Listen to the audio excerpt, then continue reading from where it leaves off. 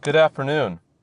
Welcome to a video for the evening or late slate for Major League Baseball DraftKings, Monday, April 10th, 2017. This is Gus Almashini from Advanced Sports Analytics, and we're going to talk about one pitcher that should be in pretty much all of your rosters this evening, as well as some stacks you should go with. So the pitcher we'll talk about is Jacob DeGrom from the New York Mets. As we know, the Mets have an amazing staff.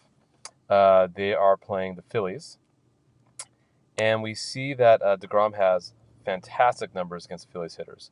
12 for 63, 190 batting average, OPS really low at 465, 15 strikeouts to 3 walks. And DeGrom is just an awesome pitcher. I mean, if you look at what he's done the last 3 seasons in his short career, phenomenal strikeout to walk ratio. A little trouble staying healthy, but when he's out there, I mean, he's an ace. He can do all the stuff you ask him to do. Averages a strikeout per inning. Again, not walking many people. Strikeout to walk ratio could be a 5 or 6 to 1, which is really, really great.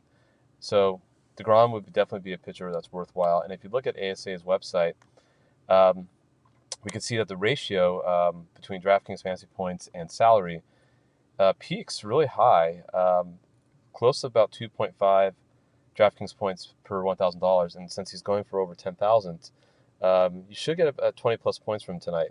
The density or the probability that he'll hit that ratio of 2.5 is pretty strong, and he has had some rough starts last year, but for the most part, you really can't go wrong with DeGrom. Now, a pitcher you should go against would be Trevor Cahill of the Padres. And they're pitching in Colorado, which we all know can be dangerous for any pitcher.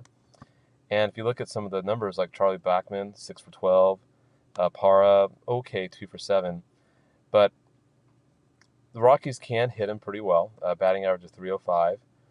So if you stack some Rockies players, and do look at who's playing today. Amarista has really good numbers, but I don't know if he'll be starting, so do check the lineups when they come out. But Blackmon's, I think, a must, and you could probably stack him with maybe Parr, who might be bat second. And if you go to ASA's website, you can look at the batting order correlation for the Rockies. For 1 and 2 hitters, is 0.31, which is probably one of the best correlations you'll see. 2, 3, 4 are also very strong. So do look at the lineup before you make your decision. But the Rockies stack against Cahill is a pretty good choice.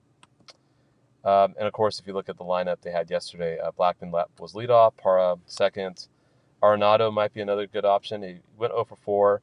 Story went 0 for 3, but they might be due for a bounce back tonight.